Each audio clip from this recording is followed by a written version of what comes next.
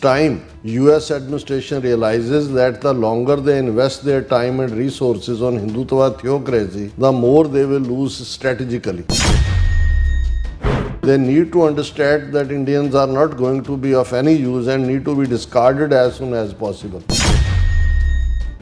US administration is still in hopes of India ever being of use to them, which will never happen. Doesn't matter if Rahul Gandhi or even a communist like Kanhaiya Kumar becomes the PM. US need to understand that Rahul Gandhi is Nehru's blood, who was known for his deceptive politics, and he was one of the founding leaders of the so-called non-aligned movement. So keeping all that in mind, how is Rahul Gandhi, who has no brain of his own and will most likely reheat and serve old state leftover policies from his father, grandmother and great-grandfather, be of any use to US interests?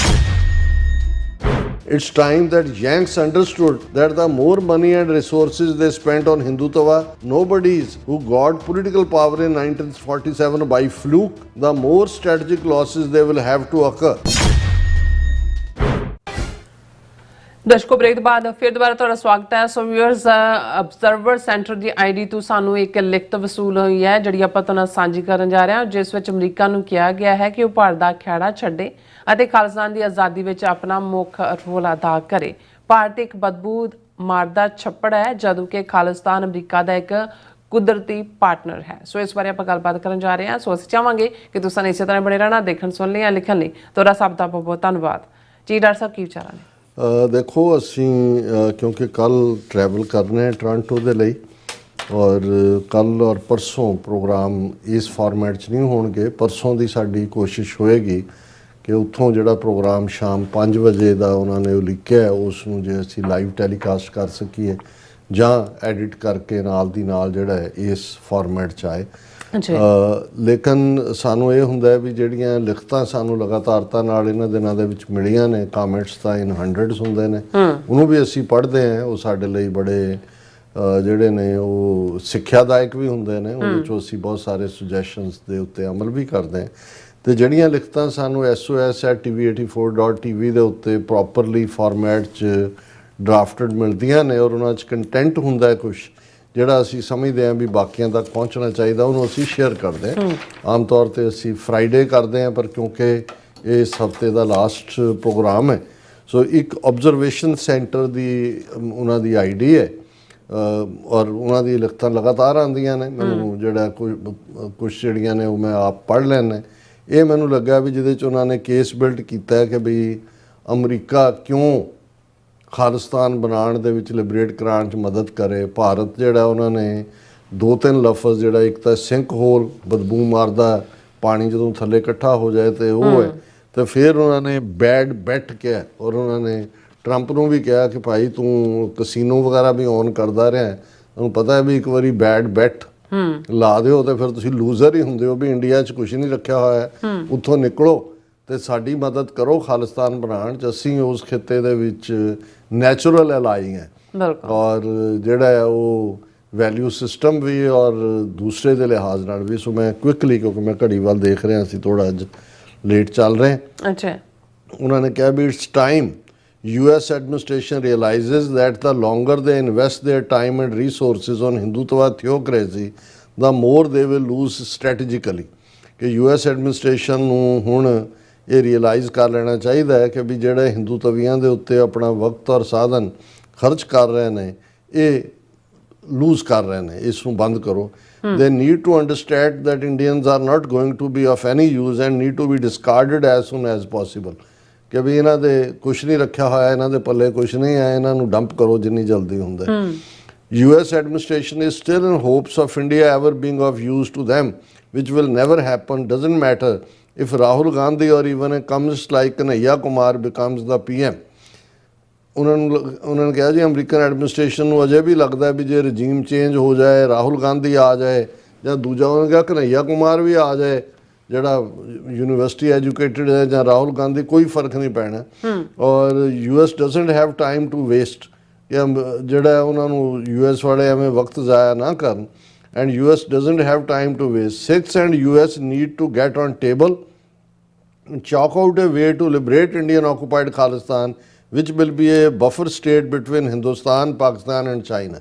कि table ਤੇ ਬੈਠੇ America ਸਿੱਖਾਂ ਦੇ ਨਾਲ ਔਰ ਚਾਕ out ਕਰੇ ਵੀ ਖਾਲਿਸਤਾਨ ਜਿਹੜਾ ਇੱਕ ਬਫਰ ਸਟੇਟ ਤਿੰਨਾਂ ਦੇ ਵਿਚਾਲੇ ਇੰਡੀਆ, ਪਾਕਿਸਤਾਨ ਔਰ ਚਾਈਨਾ ਦੇ ਵਿਚਾਲੇ ਹੋਏਗਾ।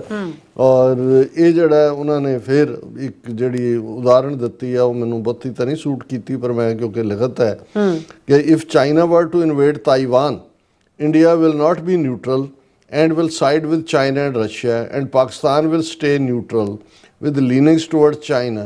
The only ally in the region Western powers will have is Khalistan, and if it is up and running by then, they can count on it for strategic presence. Otherwise, I am afraid they might end up with no strategic ally in the region. Strategic ally ਸਮਝ ਆ ਸਕਦਾ ਹੈ। Taiwan ਦਾ issue ਵੱਡਾ issue ਨਹੀਂ ਹੈ, ਉਹ China ਦਾ ਹੀ ਹੈ। ਔਰ ਕਿਉਂਕਿ ਅਮਰੀਕਾ ਨੇ ਵੀ ਮੰਨਿਆ ਹੋਇਆ ਜਦੋਂ ਨਿਕਸਨ ਨੇ ਸਮਝੌਤਾ ਕੀਤਾ ਚਾਈਨਾ ਨਾਲ ਵੀ ਤਾਈਵਾਨ ਉਹਦਾ ਹਿੱਸਾ ਹੈ, ਇੰਡੀਆ ਨੇ ਵੀ ਮੰਨਿਆ ਹੋਇਆ, ਤਿੱਬਤ ਨੂੰ ਵੀ ਮੰਨਿਆ ਹੋਇਆ। ਹਾਂ, ਉਸ ਖਿੱਤੇ ਦੇ ਵਿੱਚ ਵੈਲਿਊ ਸਿਸਟਮ ਦੇ ਲਿਹਾਜ਼ ਨਾਲ ਔਰ ਖੜਕਤਾਰੀ ਜਿਹੜਾ ਹੋਣ ਦੇ ਨਾਤੇ ਪਾਕਿਸਤਾਨ ਇਸ ਵੇਲੇ ਬੜੀ ਫਾਈਨ ਬੈਲੈਂਸਿੰਗ ਹੈ। ਚਾਈਨਾ ਨਾਲ ਵੀ ਉਹਨਾਂ ਦੇ ਸਬੰਧ ਜਿਹੜੇ ਨੇ ਬੜੇ ਹਿਸਟੋਰੀਕਲ ਨੇ, ਅਮਰੀਕਾ ਦੇ ਨਾਲ ਵੀ ਉਹਨਾਂ ਨੇ ਇੱਕ ਬੈਲੈਂਸ ਰੱਖਿਆ ਹੋਇਆ। ਸੋ ਖਾਲਿਸਤਾਨ ਦੀ ਕਾਇਮੀ ਉੱਥੇ ਇੱਕ ਹੋਰ ਤਾਕਤ ਵਜੋਂ ਅਮਰੀਕਾ ਦੇ ਜਿਹੜਾ ਇੰਟਰਸਟ ਦੇ ਵਿੱਚ ਵੀ ਹੈ, ਸਾਡੇ ਇੰਟਰਸਟ 'ਚ ਵੀ ਹੈ। ਔਰ ਇਹਦੇ 'ਚ ਹਾਲਾਂਕਿ ਮੈਂ ਤਾਈਵਾਨ ਦੀ ਉਦਾਹਰਣ ਨੂੰ ਬਹੁਤ ਆਈਡੀਅਲ ਨਹੀਂ ਸਮਝਦਾ। ਇੰਡੀਆ ਵਿਲ ਨਾਟ ਬੀ, ਫਿਰ ਉਹਨਾਂ ਨੇ ਕਿਹਾ ਕਿ ਬਈ ਇਹ India will not be neutral and will side with China and Russia. Pakistan will stay neutral with leanings towards China. The only ally in the region Western powers will have is Khalistan, and if it's up and running, by then they can count on it for strategic presence. Otherwise, I am afraid they might end up with no strategic ally in the region. Balance of the whole region is dependent on the Sikhs. US need to understand that Rahul Gandhi is Nehru's blood, who was known for his deceptive politics, and he was one of the founding leaders of the so-called non-aligned movement. So keeping all that in mind, how is Rahul Gandhi, who has no brain of his own and will most likely reheat and serve old state leftover policies from his father, grandmother and great-grandfather, be of any use to US interest? ਕਿਉਂਕਿ ਇਸ ਤੋਂ ਪਹਿਲਾਂ ਇੱਕ ਲਿਖਤ observation centre ਤੋਂ ਸੀ ਕਿ America ਰਿਜੀਮ change ਚਾਹੁੰਦਾ। ਉਹ ਲੱਗਦਾ ਵੀ ਇਹਨਾਂ ਨੂੰ ਮੋਦੀ ਨੂੰ ਹਟਾ ਕੇ ਜੇ ਕਾਂਗਰਸ ਜਾਂ ਦੂਜੇ ਆਏ, ਸੋ ਉਹਦੇ ਤੇ ਉਹਨਾਂ ਨੇ ਕੇਸ ਬਿਲਡ ਕੀਤਾ ਕਿ ਵੀ ਇਹ ਵੀ ਨਹਿਰੂ ਦੀ ਲੈਗੇਸੀ ਮੋਤੀਲਾਲ ਨਹਿਰੂ ਦੇ ਜ਼ਮਾਨੇ ਤੋਂ ਹੀ ਡਿਸੈਪਟਿਵ ਹੈ ਔਰ ਇਹਦੇ ਨਾਲ ਵੀ ਅਮਰੀਕਾ ਦਾ ਕੋਈ ਇੰਟਰਸਟ ਜਿਹੜਾ ਉਹ ਸਰਵ ਨਹੀਂ ਹੋਣਾ ਔਰ ਇਹ ਓਲਡ ਪੋਲੀਟਿਕਸ ਹੀ ਹੋਏਗੀ। Indian deep state will have an easy time with him, and he is not of caliber to challenge Indian deep state and take India towards US exclusively while they oppose it, and Indian deep state is well known to have a deep Russian infiltration and influence। ਇਹ ਬਿਲਕੁਲ ਠੀਕ ਹੈ। ਉਹ ਤਾਂ run ਹੀ KGB ਕਰਦੀ ਹੈ, ਇੰਦਰਾ ਗਾਂਧੀ ਨੂੰ ਵੀ ਉਹੀ ਰਨ ਕਰਦੇ ਸੀ, ਰਾਹ ਦੇ ਵਿੱਚ ਵੀ ਉਹਨਾਂ ਦਾ। ਹੁਣ ਕਿਵੇਂ ਅਮਰੀਕਾ ਨੇ ਲੱਤ ਮਾਰੀ ਹੈ ਤਾਂ ਦੌੜੇ ਜਾਂਦੇ ਨੇ, ਜੈ ਸ਼ੰਕਰ ਗਿਆ, ਹੁਣ ਉਹਨਾਂ ਦਾ ਆਏਗਾ ਫੋਰਨ ਮਿਨਿਸਟਰ, ਮੋਦੀ ਦੀ ਗੱਲ ਹੋਈ ਜਾਂ ਦੂਜੀ। ਸੋ ਜਿਹੜਾ ਅਮਰੀਕਾ ਔਰ ਇਹ ਗੱਲ ਟਰੰਪ ਨੂੰ ਸਮਝ ਆ ਗਈ ਹੋਈ ਹੈ ਕਿ ਵੀ ਇਹ ਤਾਂ ਡਬਲ ਕ੍ਰਾਸ ਵੀ ਕਰ ਰਹੇ ਨੇ, ਉਹਨਾਂ ਦਾ ਤੇਲ ਵੀ ਲੈ ਰਹੇ ਨੇ ਤਾਂ ਰਲੇ ਉਹਨਾਂ ਦੇ ਨਾਲ ਹੀ ਹੋਏ ਨੇ। ਇਹਦੇ 'ਚੋਂ ਰਾਹੁਲ ਆ ਜਾਏ, ਕੱਲ੍ਹ ਨੂੰ ਕੋਈ ਹੋਰ ਆ ਜਾਏ, ਕਨ੍ਹਈਆ ਕੁਮਾਰ ਆ ਜਾਏ, ਮੁਰਾਰੀ ਲਾਲ ਆ ਜਾਏ, ਕੋਈ ਫਰਕ ਨਹੀਂ ਪੈਣਾ। ਇਹਨਾਂ ਨੇ ਜਾ ਕੇ KGB ਦੇ ਪੈਰਾਂ 'ਚ ਡਿੱਗਣਾ ਔਰ ਉਹ ਅਮਰੀਕਾ ਦਾ ਰਾਈਵਲ ਜਿਹੜਾ ਉਹ ਰਹਿਣਾ ਹੀ ਰਹਿਣਾ ਰਸ਼ੀਆ ਦੇ ਨਾਲ। ਸੋ ਉਹਨਾਂ ਨੇ ਕਿਹਾ ਕਿ ਇਟਸ ਟਾਈਮ that Yanks, उन्हें Yankee American Yanks, it's time that Yanks understood that the more money and resources they spent on Hindutva, nobodies who got political power in 1947 by fluke, the more strategic losses they will have to occur. उन्होंने कहा भी मत पैसा इन्हां ते लाओ, resource ना खत्म करो, इन्हां नूं ਤਾਂ ਉਹ ਜਿਹੜੀ ਹੈ ਉਹ ਦਾਜ ਦੇ ਵਿੱਚ ਹੀ ਆਜ਼ਾਦੀ ਮਿਲ ਗਈ, ਜਿਹੜੀ ਹੈ ਮਤਲਬ ਉਹਨਾਂ ਦੀ ਝੋਲੀ 'ਚ ਹੀ ਆ ਕੇ ਡਿੱਗੇ, ਉਹਨਾਂ ਨੇ ਕੋਈ ਕੀਤਾ ਨਹੀਂ ਹੋਇਆ। ਔਰ ਇਹ since President Trump use to own casinos, we probably understands better than anybody else what putting money on a bad bet is like it's never ending cycle. ਜੀ ਖੁਦ ਟਰੰਪ ਕਸੀਨੋ ਰਨ ਕਰਦਾ ਰਿਹਾ, ਉਹਨੂੰ ਪਤਾ ਹੈ ਕਿ ਵੀ ਜਿਹੜੀ ਲੂਜ਼ਿੰਗ ਮਨੀ ਹੁੰਦੀ ਤੁਸੀਂ ਬੈਡ ਬੈਟ ਨਹੀਂ ਲਾਉਂਦੇ ਹੋ, ਤੁਸੀਂ ਕੀ ਪਾਉਣ ਲਓ। ਇਹ bad bet can not be saved no matter how much time, money and resources are pulled into it.